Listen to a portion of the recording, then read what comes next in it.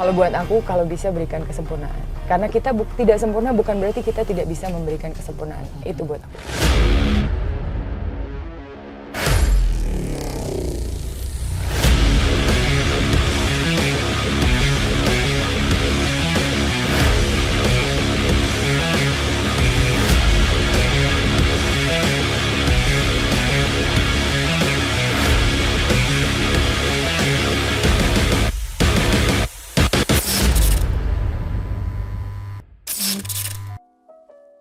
Halo Made Friends, kali ini balik lagi nih ke cerita Made. Wow, seru banget, aku hari ini excited banget karena memang hari ini ketemu supermodel. Iya. Di sini ada Kak Laura Mulyadi. Halo Kakak. Nah, Dau. Saya Made Friends. How are you guys? Ada rahasia kecil yang aku mau ajak kamu dan Made Friends. Cuma driver kami yang tahu, ya kan? Jadi aku pun nggak tahu ini sebenarnya mau kemana ya. Oke, aku kasih bocoran dikit. Kita mau ke kantor aku, tapi ngapain kita di sana itu pokoknya something special. And I think, I hope itu akan memberikan suatu input buat kamu dan semua Made Friends. Bener banget sih, tapi jujur ini aku nggak tahu karena memang tadinya jemput Kak Laura untuk ngobrol-ngobrol di dalam mobil. Tapi ternyata Kak Laura punya kejutan yang wow. Nah setelah ini kita enaknya ngobrol-ngobrol dulu kali ya Kak, sembari kita mau ke tempat lokasi yang Kakak tadi mau. Iya, kita ngobrol santai, I'm an open book. Kalau ada pertanyaan yang kurang berkenan ya aku tidak menjawab. But let's talk, let's enjoy the ride. Kalau kurang berkenan dibisikin berarti saya Kak. Nanti di WhatsApp. Oke Made Friend, di sini Kak Laura Mulyadi bakalan sharing-sharing seperti tamu-tamu cerita Made lainnya. Karena tamu-tamu cerita Made lainnya itu benar-benar sangat menginspirasi. Kita nggak akan sih datengin tamu-tamu yang nggak menginspirasi. Pasti inspirasi banget sih buat teman-teman Made Friend. Thank you. Oke, sebelumnya jangan lupa like, komen, subscribe di Cerita Made. Jangan lupa ya komen sama subscribe terus biar tahu bintang tamu dan juga apa konten-konten terbaru dari Cerita Made. Oke, nah sekarang kita mau ngobrol nih Kak sama Kak Laura. Sebetulnya awal nih Kak Laura itu memang nama aslinya Kak Laura Mulyadi atau itu nama panggung atau itu memang soalnya aku lihat di IG-nya Kak Laura kan bukan nama Kak Laura ya Kak. Jadi kayak berbeda, ada dua nama gitu Kak. Yang pasti itu bukan nama panggung sandiwara. Aku mau nyanyi nih kalau tahunnya ya, ketahuan banget tahunnya. Enggak. Jadi Laura actually mami papi aku menantikan buah hati gitu. Jadi selama 5 tahun. So when God gave them anugerah ada aku. Jadi kita masih keluarga yang cukup tradisional. Jadi semua beri nama. Oh, okay. Jadi nama aku sebenarnya Maria Agnes Laurencia Alexandra Mulyadi. Panjang ya Kak ya. Sepanjang perjalanan kita saat aku nggak hafal ya. Kayaknya gue sudah sebutin lagi.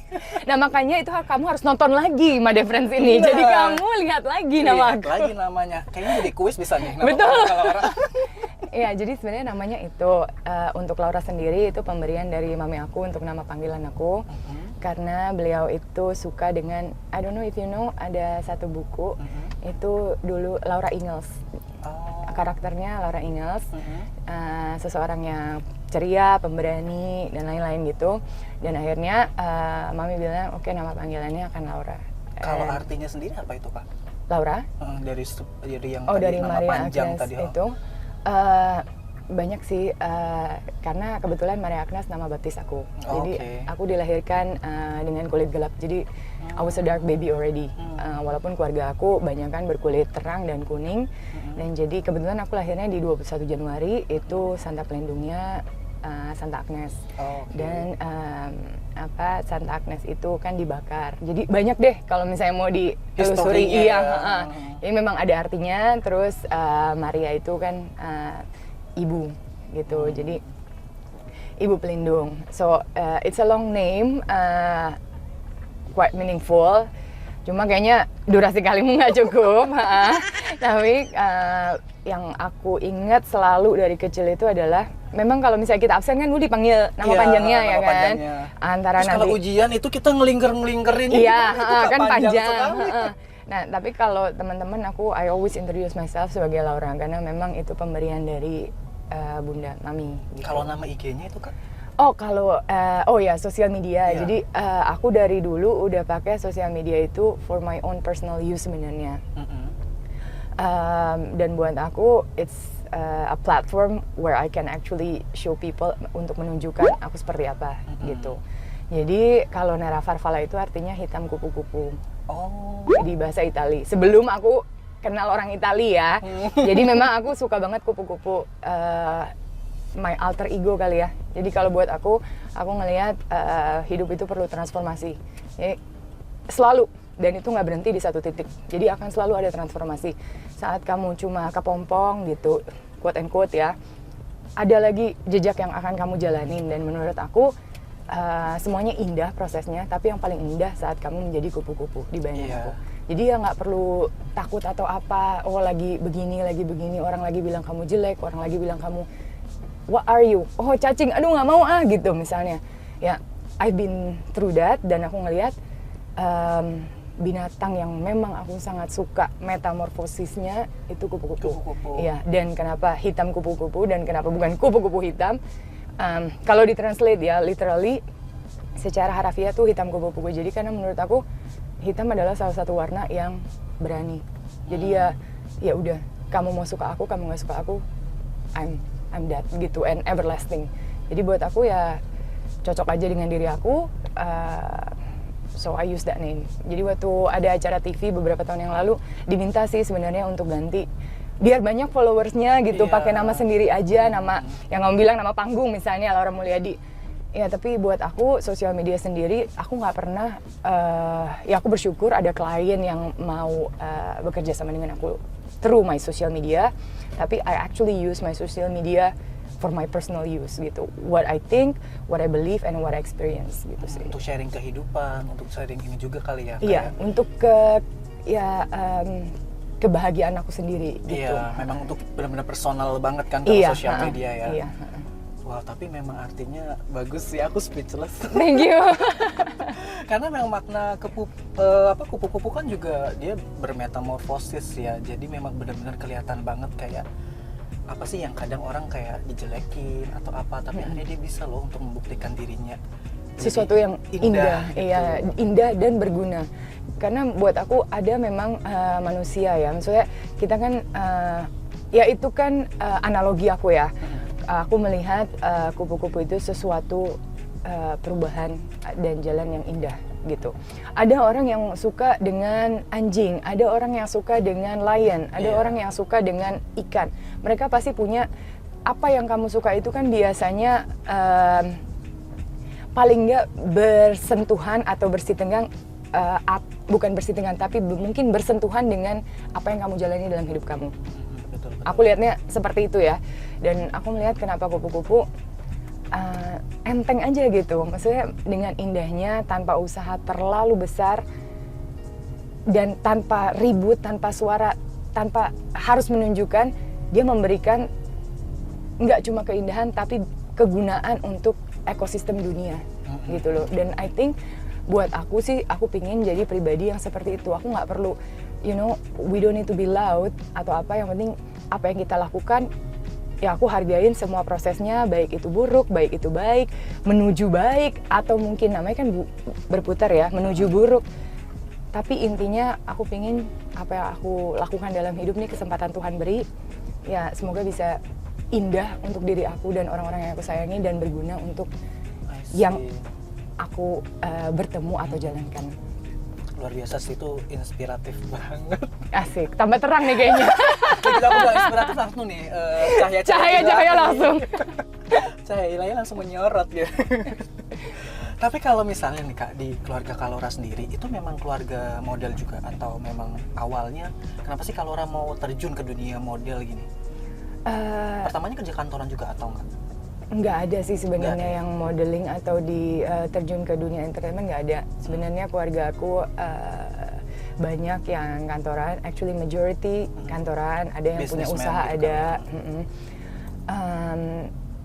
Tapi ya sebenarnya kenapa mau, opportunity ya kalau buat aku gitu.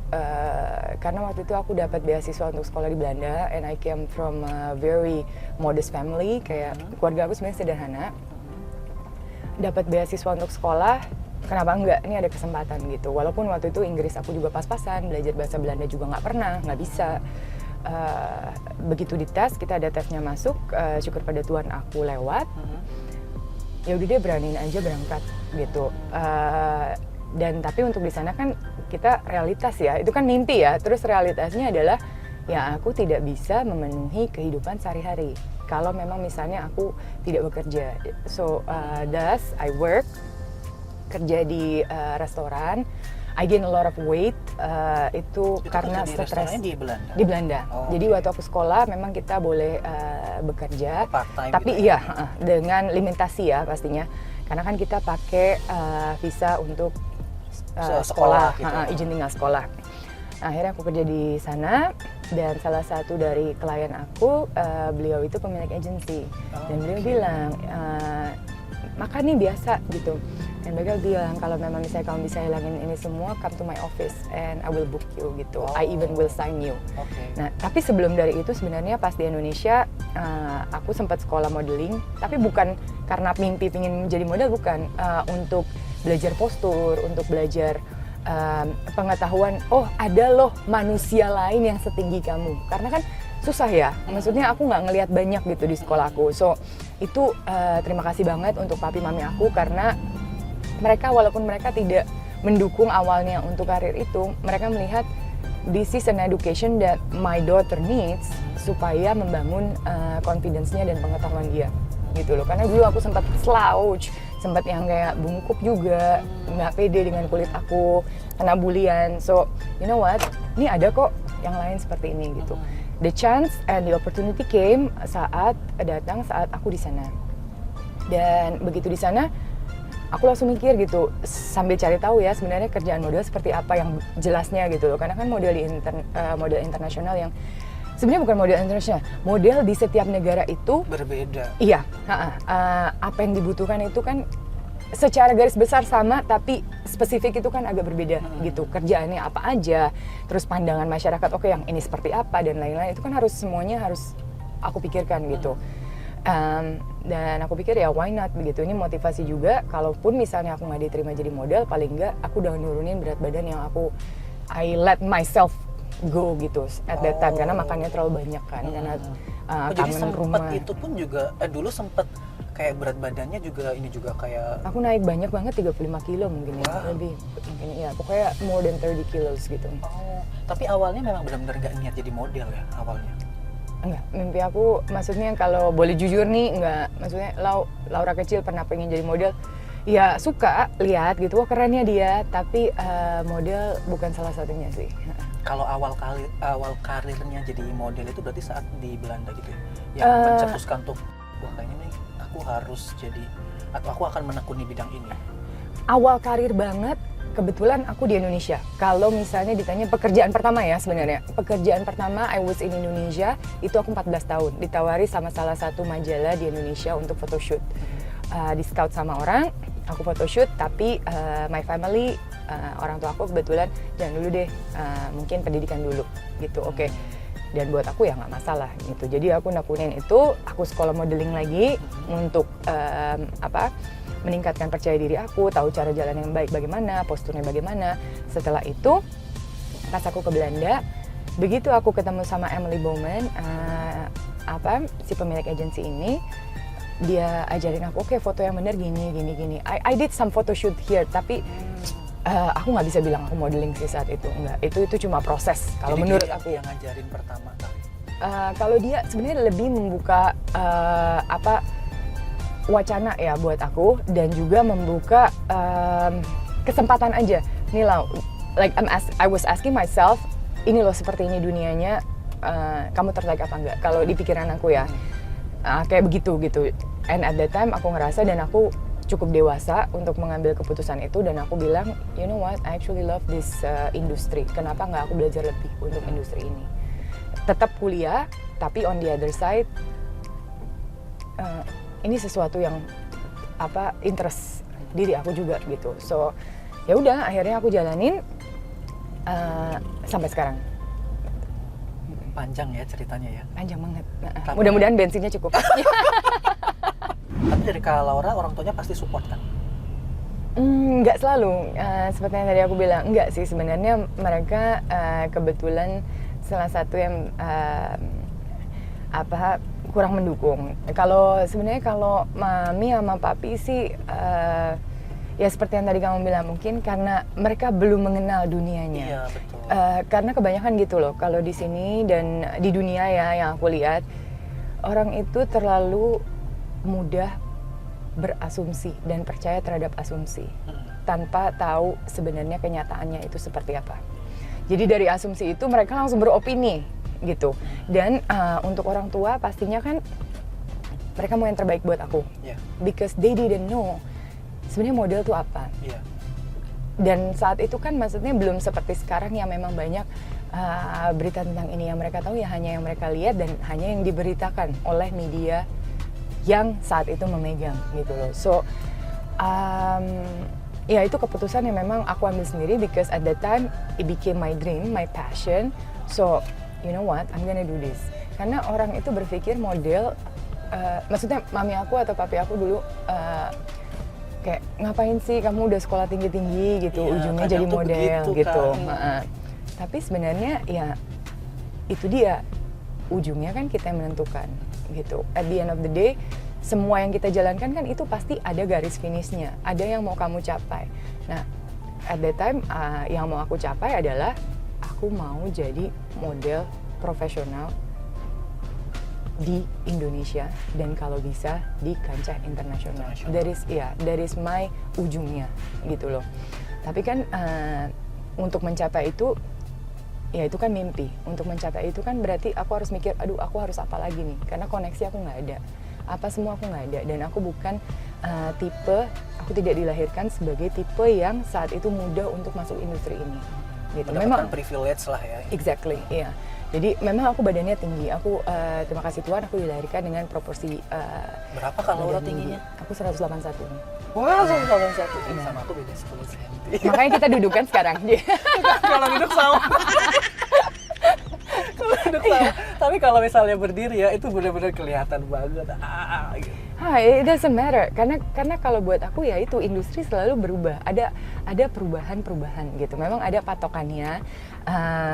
Oke, model untuk fisiknya harus seperti apa dan lain-lain. Tapi that's what I said. Kayak industri itu enggak patenan 1 + 1 itu 2. Bisa berubah. Itu yang namanya tren. Itu yang namanya kebutuhan.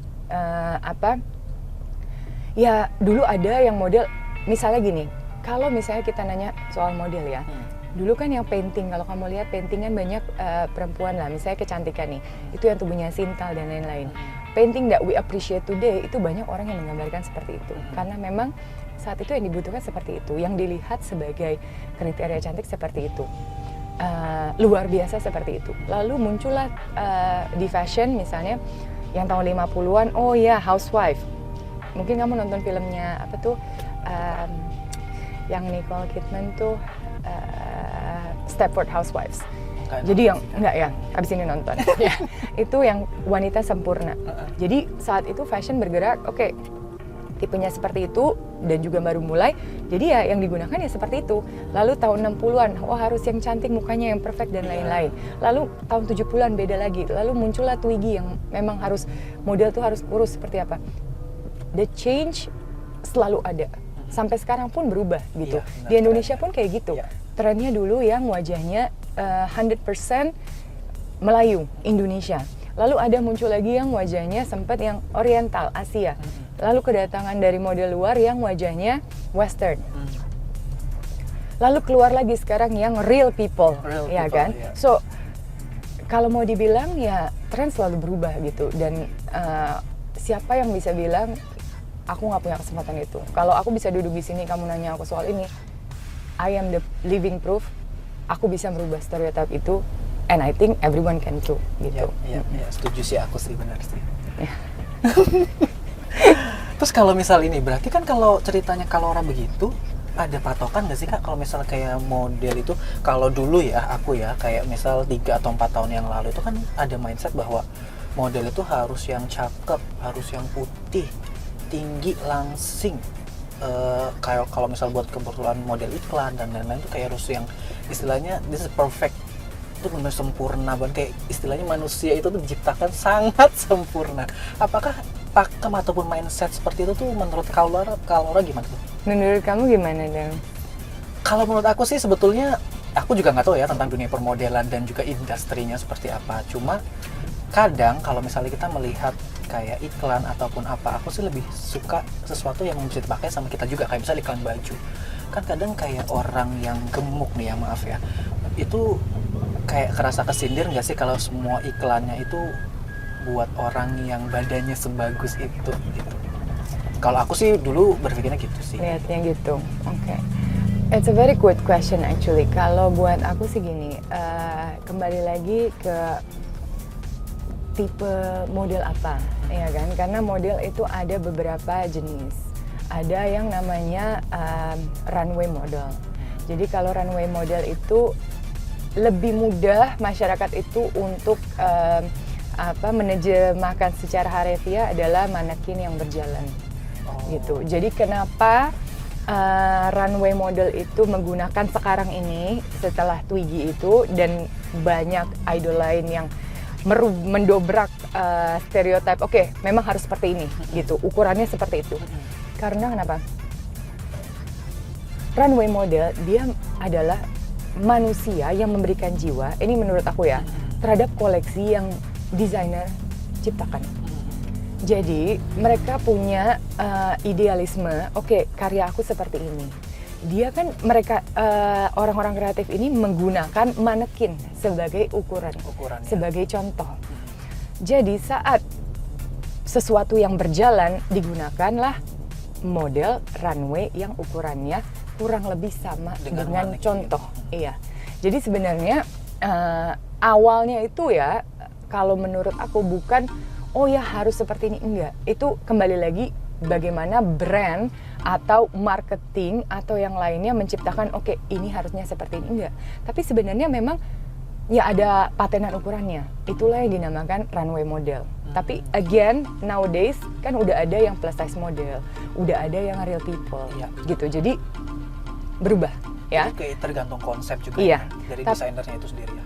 Dari desainer, dan memang secara dunia sih mungkin sudah ada pergerakan itu ya, karena udah banyak banget desainer-desainer dan brand-brand yang menggunakan plus size model dan real people. Cuma kalau memang kamu mau menjadi runway model, ya memang ada minimal tinggi, memang ada ukuran berapa berat gitu ya. Gitu ya. Iya, orang selalu bilang berat badan, tapi kalau buat aku sebenarnya bukan patokannya, bukan berat badan, sebenarnya ukuran. Jadi berat badan kamu bisa very low, tapi kalau memang misalnya proporsi badan kamu, contohnya, wah pinggulnya gede banget gitu, tidak sesuai dengan bahunya gitu, lebar dari bahunya. Well, technically berat badan kamu masuk, tapi kalau ukuran kamu nggak masuk kan susah gitu. Jadi misalnya, oh dia sebenarnya tinggi, kok dia kenapa nggak jadi model ya? Oke, kadang-kadang orang bertanya gitu, oh pasti dia nggak dipilih. Enggak, sebenarnya gini, balik lagi ke kebutuhan dari sang desainer tersebut. Karena sebenarnya kalau model itu panjang kaki harus lebih panjang dari panjang badan. Ada orang tinggi, badannya itu sama panjang atau lebih panjang gitu kan, kita dilahirkan beda-beda ya. Terus tadi yang kamu bilang kesempurnaan, kalau aku percaya tidak ada manusia yang sempurna gitu. Semua pasti punya kekurangan. Tapi bagaimana caranya kalau untuk runway model itu masih bisa dengan apa yang kita punya itu sesuai dengan permintaan dari desainer tersebut. Makanya kalau aku sih bilang orang luar melihat itu semua perfection, right? Ya, it's a creation yang ditampilkan kepada masyarakat. Udah pasti kalau bisa kita menciptakan kesempurnaan. Ditambah kalau model jalan, kalau buat aku kan itu kerjaan 12 detik, itu aku yang bilang ya. Maksud aku sekali keluar ya kamu harus menampilkan kesempurnaan. That's why the whole concept dari lighting, dari koreografi, dari baju, dari model itu sendiri, dari semua makeup dan lain-lain. Ya kalau bisa kita semua bekerja secara sempurna untuk menghasilkan karya yang berapa, durasinya cuma berapa, itu sempurna. Karena itu nggak bisa diulang, live. So that's why comes the perfection. It's the teamwork Tapi kalau secara pribadi, oh model itu harus sempurna, tidak ada manusia yang sempurna. Pasti dia kurang. Mungkinlah dia kakinya panjang sebelah, itu mungkin. Atau mungkin dia hidungnya agak kurang mancung, mungkin. Itu bisa power of makeup. But then again, kalau kita tadi yang pertanyaan pertama kamu adalah cakep, dan itu cakep tuh relatif ya. Relatif. Iya, itu the eyes of the beholder. Jadi cakep itu tergantung zamannya deh, tergantung marketing people ngomongnya apa gitu loh. Dan tergantung rumputnya hijauan mana gitu. Pasti selalu susah gitu itu. Cuma untuk ukuran, misalnya ukuran proporsi dari wajah, proporsi dari mungkin tubuh itu mungkin lebih bisa dibilang simetris ya. Jadi banyak yang dipilih itu yang mungkin ukurannya lebih simetris itu ya. Terus kalau memang misalnya kulit harus putih, lebih gampang saat dulu itu masuk kalau kulit kamu terang ya, berwarna terang. Lebih terang. Iya, kalau gitu. iya kalau di sini ya. Buat aku memang I found that a challenge waktu mulai modeling di sini karena kulit aku gelap.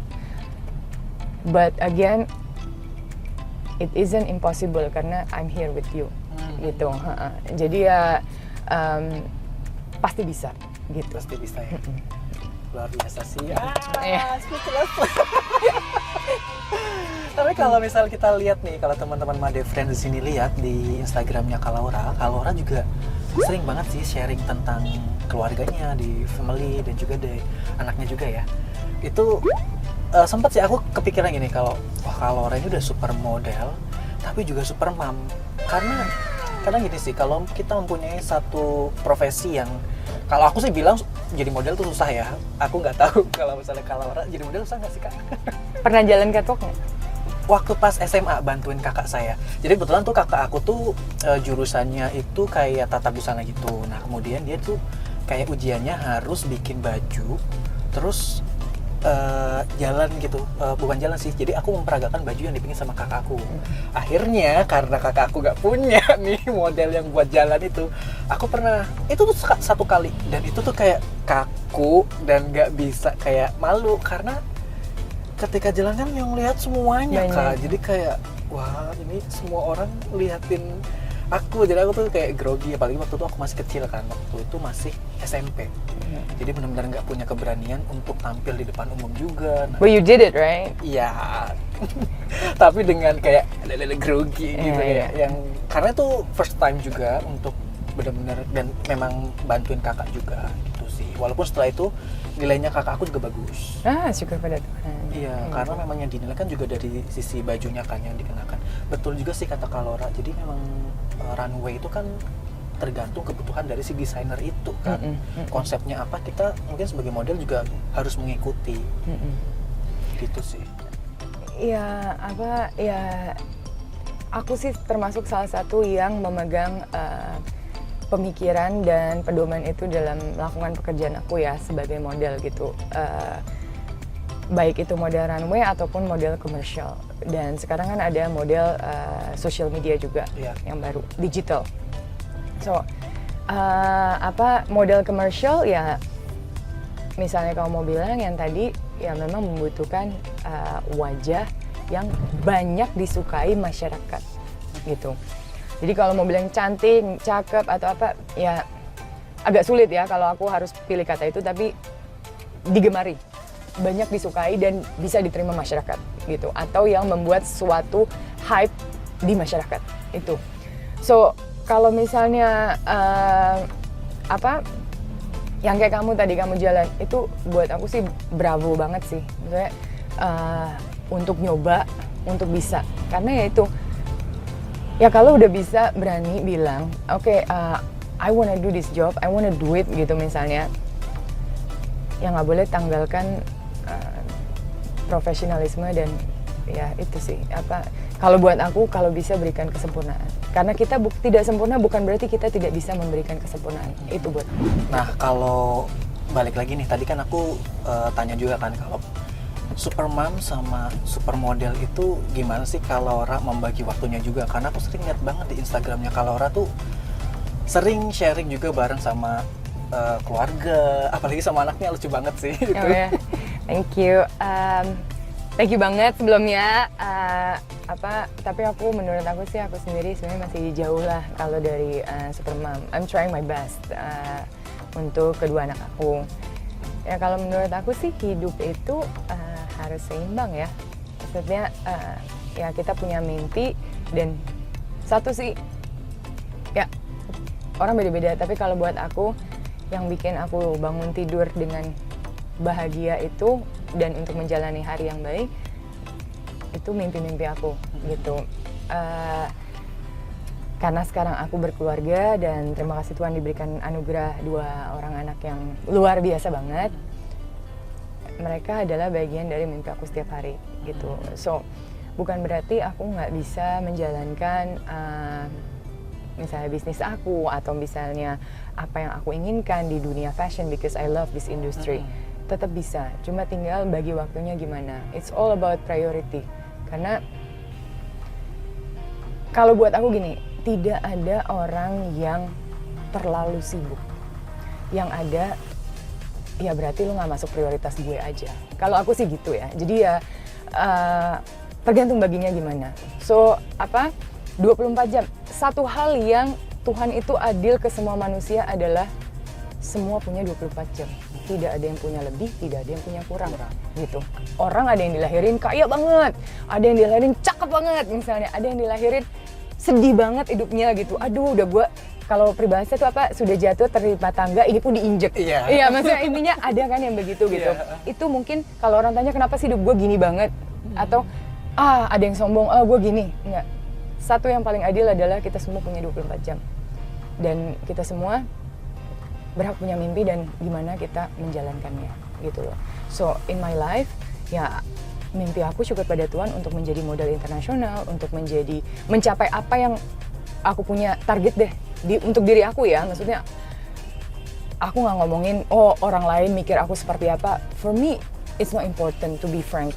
Kecuali klien mau pakai aku, ya berarti aku harus mengikuti kalian seperti apa. Tapi kalau misalnya kamu nih atau orang lain yang impact-nya sebenarnya sih ada, tapi tidak begitu terasa dalam hidup aku misalnya, aku nggak akan mikirin itu. Karena orang pasti akan punya pendapat yang baik atau buruk dan lain-lain terhadap hidup kamu, gitu, terhadap mimpi kamu.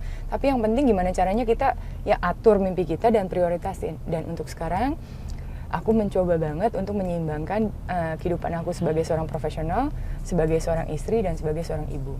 Why? Because I made those decisions. Aku nggak tiba-tiba bangun tidur gue udah dapet cincin dan menikah, enggak kan? Maksudnya I made the decision to be a wife, untuk menjadi istri. Once I made that, ya berarti mimpi aku adalah untuk suamiku juga. Dan aku punya waktu yang lumayan panjang untuk melahirkan 2 anak. 9 tambah 9, 18 bulan. So ya, anugerah 2 ini untuk aku ya berarti mereka adalah mimpi aku untuk kedepannya. So sebisa mungkin apa yang aku lakukan saat ini itu kebahagiaan aku adalah untuk keluarga aku. Berarti juga anak juga salah satu semangat juga sih pasti ya. Kalau misalnya kita capek, kadang kan kita kalau misalnya capek terus ke rumah lihat bareng sama kumpul sama keluarga juga salah satu penyemangat juga kan ya Kak ya. Lebih dari itu buat aku. Kalau buat aku anak aku adalah the reason of my life untuk sekarang. Tapi kalau orang ada keinginan juga atau ada kayak jadi model juga yuk kayak mami gitu. Enggak pernah. Aku bukan tipe. Iya. Gitu ya? Aku arahkan. Maksudnya mereka suka ini, mereka mau belajar. Maksudnya ya aku arahkan. Oke, seperti ini yang benar dan lain-lain. Suka apalagi yang perempuan Isabella suka banget gitu. Cuma maksudnya aku nggak pernah kayak dorong ayo dong ikut casting ini gitu. Misalnya dibawa ke tempat casting atau apa, aku nggak. Karena kan harus ada pembicaraan ya, anaknya kan nggak cuma anak aku, ada anak suamiku juga, jadi pendapat dia pun harus aku hargai gitu. Jadi maksudnya ada porsinya, tinggal lihat. Kalau memang misalnya cocok, ada pekerjaan yang cocok, kenapa enggak? Dia oke, ya kita oke gitu. Karena kan masih di bawah 18 tahun ya, maksudnya the choices are ours kan, orang tua. So, dan aku juga hargai anakku, karena aku nggak mau nanti jangan sampai nanti saat Ikrar dewasa atau Matahari dewasa, maksudnya Isa dan Aiden dewasa, tiba-tiba kok Mima gini ya, Mima ambil ini padahal gitu. I'm very careful in choosing seperti apa yang mungkin mereka belum tahu nih saat ini, tapi hidup yang akan dijalani. Iya, ya. I'm very careful karena buat aku ya itu semua itu butuh pengorbanan kan. Maksudnya kita dapat sesuatu pasti ada yang dikorbankan. Tidak mungkin ada semua kita dapat just because we get it, ya kan? Ibaratnya menang lotre aja bayar pajak, ya kan? Maksudnya tetap gitu loh. Terus udah gitu banyak mata memandang, ya kan? Dengan kesinisan dan lain-lain. Pasti ada, baik itu bentuknya kita bisa lihat atau tidak bisa kita lihat. Nah buat aku, kalau emang misalnya untuk anak-anak aku, ya aku pertimbangkan kira-kira nih untuk kedepannya, number one, the most expensive thing is to dream and to be free. Aku kalau misalnya kadang-kadang misalnya ada pekerjaan, photoshoot atau lain-lain, kalau memang misalnya aman dan lain-lain, aku bawa. Maksudnya, so that they understand. Ini loh dunianya. Gitu iya, ya. Ini Mima itu kerjanya ini. Ngapain sih? Kadang-kadang suka bertanya kan, ngapain sih Mima? Oke, kerjaan Mima adalah ini. Jadi kalau memang misalnya ada orang atau ada ini, oh tapi nanti ini. Dia udah tahu gitu. Actually, my mom is doing this. And I want her... nggak cuma oh ya bangga Mima saya ini, enggak, tapi untuk melihat gitu loh, oke, kerja tuh nggak ada yang mudah gitu. Orang kelihatannya mungkin mudah tapi you have to understand, oke, sebelum ini ngapain kan. Buat sekarang kan yang dilihat, aku pingin supaya anak aku juga punya konsistensi dan disiplin gitu. Dan kadang-kadang orang mikir ya pekerjaan ini ya cuma gini-gini doang gitu, quote and quote ya kamu nggak akan jadi seseorang kalau kamu menerapkan mental kerja gini-gini doang. Iya, betul sekali. Iya, gitu. Kalau menurut aku sih itulah yang kenapa aku mau arahkan dan bawa anak aku melihat seperti apa sih bedanya dunia kerja aku dengan dunia kerja yang lain. Gitu. Tapi kalau misalnya untuk model gitu, apalagi kan kalau orang kan udah punya 2 anak ya. Nah kadang tuh kayak ada tuh sempat aku dengar kalau misalnya model tuh nggak boleh menikah ataupun nggak boleh punya anak, karena kan kalau misalnya punya anak bentuk tubuh itu kan berubah gitu kan. Itu kayak bener nggak sih kayak larangan ataupun mindset bahwa kayak model tuh nggak boleh nikah, model tuh nggak boleh punya anak karena nanti bentuk badannya bisa berubah gitu. Tapi buktinya kan Laura ada di sini dan punya 2 anak. Sebenarnya nggak salah, tapi nggak benar juga. Ya balik lagi tergantung konteksnya gitu. Faktanya adalah kalau seorang perempuan itu sudah hamil dan memiliki keturunan dari tubuhnya sendiri, tidak dipungkiri kalau tubuhnya akan mengalami secara biologis perubahan. Iya. Jadi sebenarnya mungkin konteksnya aja yang harus sedikit dibenarkan. Jadi sebenarnya usia produktif itu kenapa ada namanya usia produktif dari seorang model, terutama perempuan, ya. Tapi kalau dibilang oh ya nggak boleh punya anak atau nggak boleh ini, nah itu balik lagi kalau kamu misalnya a brand ambassador of a product misalnya, ada klausa di mana ditulis kamu tidak boleh menikah atau tidak boleh punya anak duluan gitu, dan kamu udah sign itu, ya otomatis kamu nggak bisa. Itu perjanjian yang disepakati oleh semua pihak gitu. It happened to me before, dan ya udah kita, kalau kamu sudah menerima hal tersebut dan menurut kamu saat kamu sign itu kan dengan keadaan sadar dan kamu merasa norma itu yang kamu bisa terima, ya kamu dan bisa dijalani waktu itu. Iya, jadi bukan sesuatu yang secara garis besar publik bilang model nggak boleh ini, enggak. Cuma memang kalau memang misalnya kamu mau reach your dream seperti ini, apalagi perempuan, coba dipikirin dulu prioritas kamu. Balik lagi yang tadi aku bilang, prioritas kamu di mana gitu. Ada beberapa orang yang dilahirkan dan diberikan anugerah oleh Tuhan dengan tubuh dan bentuk badan yang tidak berubah, baik dia hamil, melahirkan dan lain-lain. Tapi kan tidak semua seperti itu. Dan I think kita kan nggak pernah tahu ya, maksudnya sejauh-jauhnya kita tahu kan namanya badan, ya kita harus tahu ini memang udah progres hidup, perubahan hidup. Kalau emang misalnya kamu memilih untuk punya anak dan nggak ada patokan, ibu udah melahirkan harus 3 bulan kurus, atau kok dia udah 3 tahun anaknya nggak kurus-kurus, ada kan orang bilang kayak gitu. Ya itu kan balik lagi tergantung orangnya, tergantung dari metabolisme tubuhnya. Cuma ya jangan kamu, kalau memang misalnya kamu memilih, oke, memang saya tidak bisa menurunkan berat badan dan menjaga postur saya atau mengembalikannya seperti dulu, berarti ya oke, resikonya adalah aku nggak bisa lagi nih untuk jalan di catwalk misalnya. Tapi kan bukan berarti kamu nggak bisa jadi model komersial, bukan berarti kamu nggak bisa jadi sekarang ada yang namanya digital model gitu loh. So again gitu, cuma memang secara fakta ya untuk menjadi runway model yang tadi aku bilang itu ada postur yang dibutuhkan. Ada requirement yang memang benar-benar harus di fulfill ya. Iya. Untuk yang runway, photoshoot juga ya Kak ya? Kalau photoshoot ya? Itu lebih fleksibel sih sebenarnya, karena photoshoot kan sekarang juga banyak editor yang jago, fotografernya juga jago dengan lighting dan lain-lain, dan kebutuhan dari brand juga seperti apa gitu kan. Belum ditambah stylist-stylist yang juga luar biasa hebatnya, bisa memberikan ilusi oh seperti ini bentuknya, ini dan ini gitu loh. So itu mungkin tidak, itu tetap penting tapi tidak sepenting kalau kamu runway. Karena memang runway itu live. Langsung, iya kamu live langsung. benar-benar langsung, ada cacat sedikit tuh kelihatan. Langsung, ya. iya. Dan nggak bisa retake kan? Iya.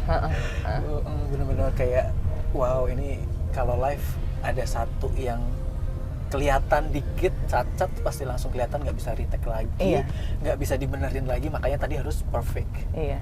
And you've been through that, right? So you know, secara langsung experience, kamu tahu kayak apa. Bener. Karena semua orang liatin pasti.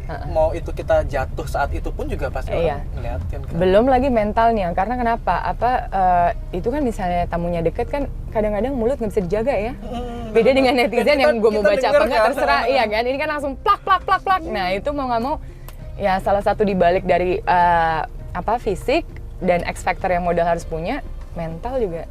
Tapi kalau ada ini nggak sih pengalaman yang bisa di-share nih ke teman-teman Made Friend di sini, kayak runway tersulit ataupun kayak photoshoot tersulit, atau yang kayak kalau kayak ngerasa kayak aduh ini challenge banget sih buat gua sih kalau misalnya suruh photoshoot seperti ini ataupun untuk runway seperti ini, ada nggak sih Kak?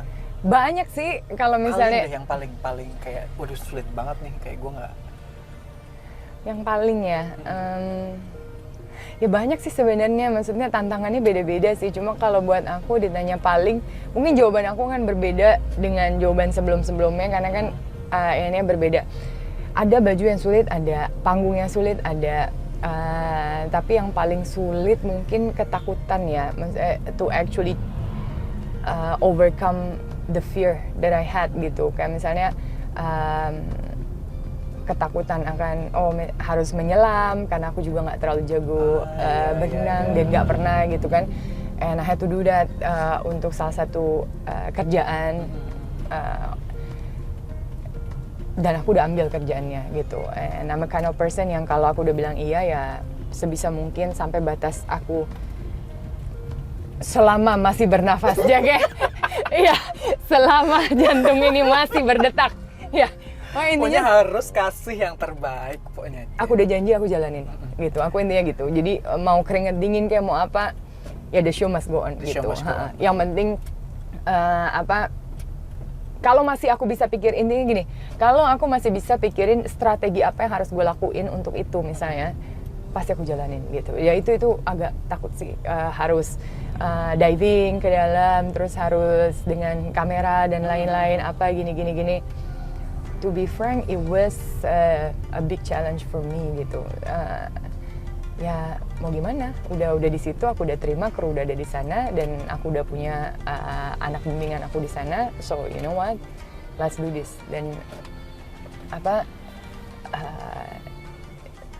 hal-hal yang seperti ini ya, itu sebenarnya bukan fashion show, tapi ada juga fashion show yang panggungnya sulit, ininya sulit, ada resiko fisik dan lain-lain. Tapi buat aku, kenapa aku suka banget fashion dan dunia ini, itu tantangannya beda-beda gitu loh. Terus kayaknya memacu diri kamu buat lebih gitu loh. Jadi kayak apalagi nih yang baru gitu, apalagi nih, wah ini ada ini. Terus aku suka the challenge, kayak deg-degannya itu aku hargai sih. Maksudnya kalau buat aku selalu bilang nih ke anak-anak murid juga, kayak kamu kalau nggak deg-degan itu berarti ada yang salah. Antara kamu tidak tertantang dengan bajunya, atau kamu merasa kamu jelek, atau kamu merasa apa. Enggak, dalam melakukan sesuatu deg-degan itu penting, hargai deg-degan itu. Itu yang mahal, itu yang bikin kamu punya passion, ngerti gak sih? Iya. Kalau kamu gitu-gitu aja gampang jenuh.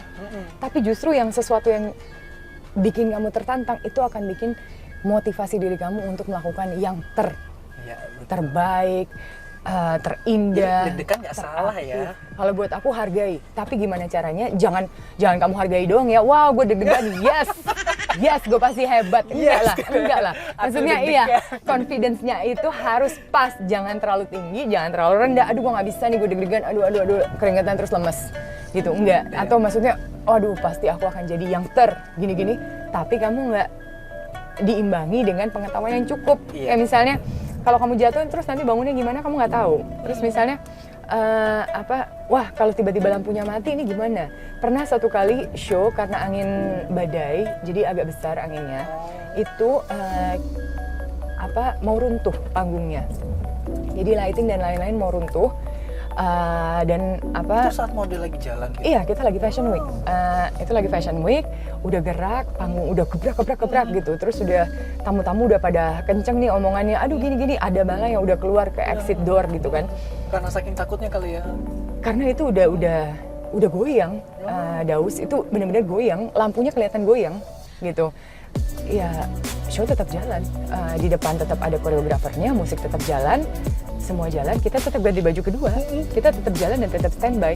Cuma di belakang, yang model-model udah jalan, inilah yang aku bilang, it's not a one person job, it's a teamwork gitu. Janganlah kamu sombong-sombong, hargailah yang lain. Karena gini, kita harus jalan nih, deg-degannya setengah mati. And to remember this, aku aja sampai merinding. Maksudnya, ya itu aja denger ceritanya. Itu luar biasa sih, kayak aduh kita jalan gak ya, aduh kita jalan gak nih. Kayak deg-degan jalan tuh udah secondary dibanding deg-degan is something gonna happen to me kalau gue lagi di depan gitu loh. Kayak aduh gimana nih gitu, sampai kerek aku. Iya kalau inget ini kayak gila, ini anugerah Tuhan dan teman-teman luar biasa gitu. Maksudnya bener-bener orang panggung tuh luar biasa semuanya deh. Terus ditambah orang-orang bilang ayo kita keluar dari tamu-tamunya kan udah pada gini, but the show must go on. Itu bener-bener kalimat kalau kamu jadi model atau mau jadi ya di industri ini, the show must go on ya, you have to respect that and you have to live it gitu. Itu aku udah mikir, aduh gimana nih, ini udah mau runtuh panggungnya, udah bener-bener mau begini. Semua di belakang, model-model nih yang udah selesai, mereka pegangin dari belakang. Terus udah gitu kita tetap jalan, tetap ada closing, semuanya selesai, bruk, keluar panggungnya runtuh. Orang tamu keluar semua, bruk. Itu karena berarti anginnya kencang. Setelah final runway gitu ya? Iya, itu semua dari orang tuh dari luar pegangin, itu orang kan nggak tahu. Maksud aku kayak iya, di belakang panggungnya ya?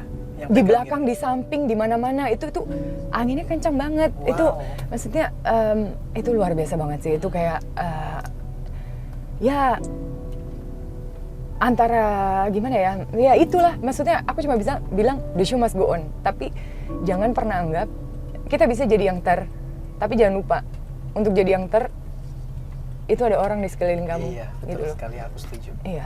Ya, kecuali yang tersombong, itu diri kamu sendiri. Iya.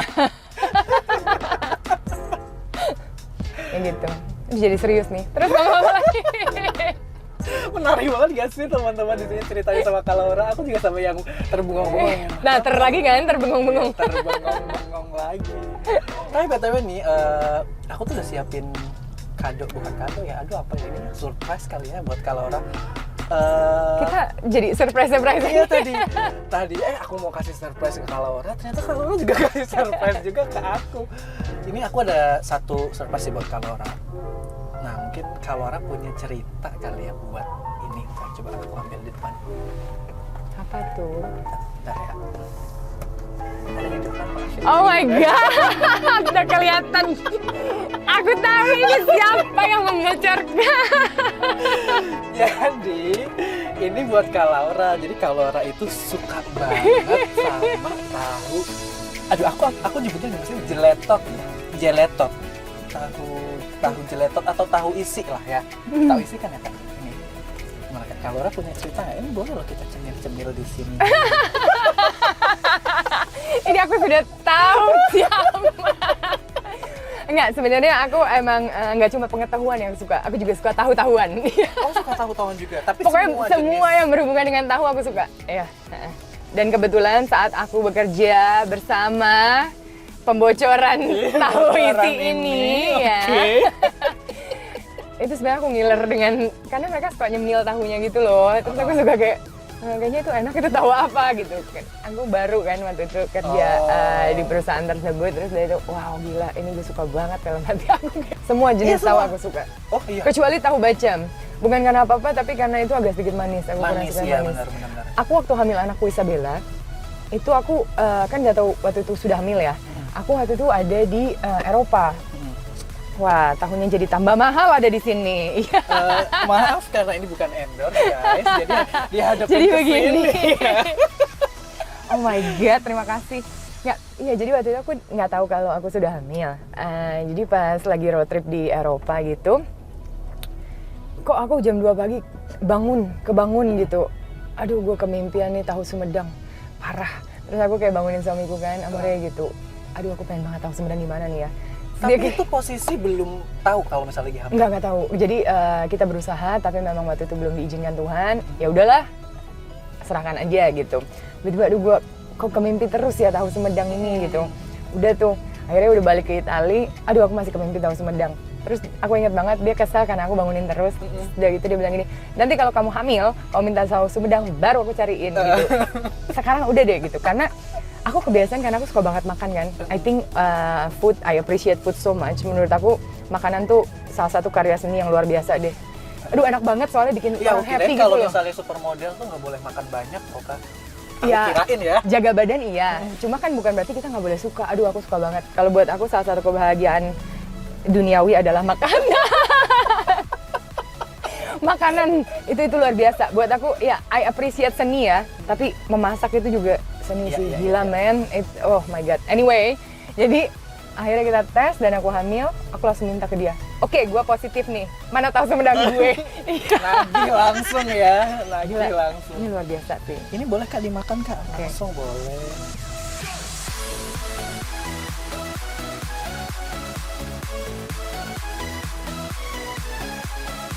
Oke teman-teman Madefriend di sini kita kayaknya udah mau Nyampe sampai nih. apa enggak sih nih Kak? Iya, itu udah di depan tuh, deket lagi. Oh, Kamu siap nggak? aku juga nggak siap sih sebetulnya. Aku nggak tahu nih maksudnya nanti di kantornya Kalaura kita bakal ngapain. Tapi yang pasti nanti di kantor Kalaura ada keseruan lagi. Teman-teman Madefriend jangan lupa like, comment, sama subscribe channelnya Cerita Madev untuk next episode masih bareng sama Kalaura. Aku nggak tahu challenge-nya seperti apa. The show must go on. Ya, the show must go on, the show pokoknya. must go on. Yes. Jadi aku harus tahu ditantang aja apa dan nggak tahu mau ngapain. Yang penting ikutin terus akun Cerita Madev di YouTube. Nah, setelah ini kita mau main bareng sama Kalaura di kantor Kalaura. Oke, see you. Bye-bye teman-teman. Ciao.